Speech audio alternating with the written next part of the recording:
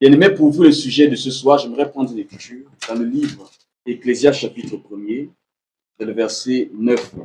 Ecclésiaste chapitre 1er, Oui. à partir du verset 9e. Mhm. Il est écrit, Mhm. ce qui a été, Ce qui a été, c'est ce qui sera. c'est ce qui sera. Et ce qui s'est fait, Et ce qui s'est fait, c'est ce qui se fera. c'est ce qui se fera. Il n'y a rien de nouveau Il n'y a rien de nouveau sous le soleil. sous le soleil.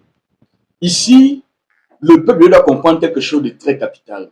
En réalité, la terre sur laquelle nous vivons, la planète Terre dans laquelle nous sommes, par ce passage d'Ecclésiaste, nous montre qu'en réalité, il n'y a rien de nouveau. Tout ce qui a été, c'est ce qui sera. Tout ce qui s'est fait, c'est ce qui se fera. Tout ce qui s'est fait renvoie aux actions qui ont été posées sur la terre. Tout ce qui s'est fait renvoie aux différentes manifestations qui ont eu lieu sur la terre. Et par ce passage, l'Écriture montre qu'en réalité, il n'y aura rien de nouveau. Donc, si aujourd'hui, nous voyons des hommes poser des actions, comprenons que autrefois, d'autres hommes avant eux ont eu à poser les mêmes actions. Amen. C'est pourquoi dans le livre de Job, Job chapitre 32, à partir du verset 8, l'Écriture dit, mais en réalité, dans l'homme, c'est l'esprit et le souffle du Tout-Puissant qui donne l'intelligence. Amen. Chaque être humain qui vit sur la terre est animé d'un esprit.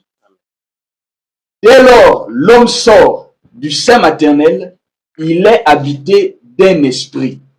C'est à cause de cet esprit qu'il habite qu'il a certains comportements. C'est à cause de l'esprit qu'il anime qu'il pose certaines actions. Maintenant, la citation de l'homme de Dieu, le prophète aurait dit, Moïse Samuel, tend à dire au peuple que les hommes peuvent mourir, mais l'esprit qui possède ces hommes-là ne peut pas mourir. Donc, quand vous voyez quelqu'un agir d'une certaine façon, il faut comprendre que l'esprit qui l'anime en réalité est plus âgé que lui. Alléluia. Alléluia. Amen. Les hommes meurent, mais leurs esprits demeurent. Quelqu'un peut être habité d'un esprit. Prédicateur Luc. Exact. Il meurt. On l'enterre au cimetière de Mindoubé. On l'enterre au cimetière de Plein Niger. Mais vous allez remarquer qu'après sa mort, il y aura toujours des êtres humains sur la terre qui vont manifester les mêmes comportements. Exact. Pourtant, celui qui a manifesté la première fois est mort. Exact. S'il serait mort avec l'esprit, il n'allait plus jamais avoir manifestation à nouveau de cet esprit-là. Mais si on revoit cet esprit refaire surface, nous comprenons donc que l'homme peut mourir, mais l'esprit qui le possédait peut encore posséder quelqu'un au 21e siècle. Amen, amen. Amen. Voici la pensée centrale de cette thématique que les fils du prophète sont venus développer sur ce plateau. Alléluia. J'aimerais prendre un point très important.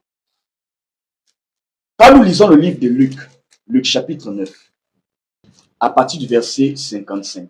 Au verset 51. Oui. Lorsque le temps où il devait être enlevé du monde approcha, oui. Jésus prit la résolution Jésus prit la résolution de se rendre à Jérusalem. de se rendre à Jérusalem. Il envoya devant lui des messagers qui se rendirent en route et entrèrent dans un bourg des Samaritains oui. pour lui préparer un logement.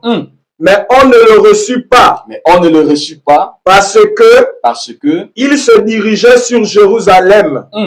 Les disciples, Jacques et Jean, voyant cela, dirent, Seigneur, veux-tu que nous commandions? Donc, étant frustré par la réaction de ces hommes-là dans la ville, Alléluia. Jacques et Jean commencent à manifester un comportement, commencent à manifester une attitude.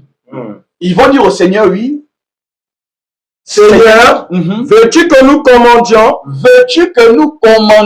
Que le feu descende du ciel, et les consume.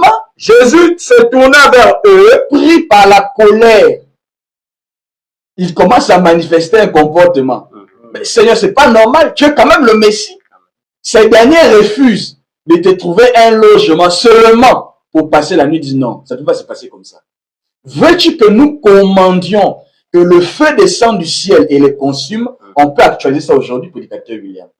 Ils sont semblables à ces genres de chrétiens qui ont tendance à lancer le feu. Exact. Il y avait déjà leur précurseur dans les Écritures. Alléluia. Ils ont commencé. Veux-tu que nous commençons? Veux-tu que nous puissions lancer le feu? Holy Ghost Fire. Holy Ghost Fire, ça a commencé ici. Exact. Holy Ghost Fire, lancer le feu, ça a commencé là. Veux-tu que nous commandions que le feu descende du ciel et les consume? Maintenant, regardez la réponse du Seigneur par rapport à la demande des deux disciples. Jésus se tourna vers eux. Jésus se tourna vers eux et les réprimanda. Disant, vous ne savez de quel esprit vous êtes animés. Donc, l'idée de lancer le feu à ces derniers montre qu'ils étaient animés d'un esprit.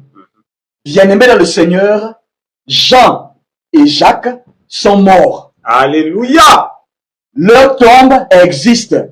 Ils ont été ensevelis. Leur chair s'est décomposée depuis plusieurs années. Mais comment se fait-il qu'aujourd'hui, on a des individus qui agissent de la même manière que ces derniers? Tout simplement pour confirmer les dires du prophète. Alléluia. Les hommes meurent, mais leur esprit demeure.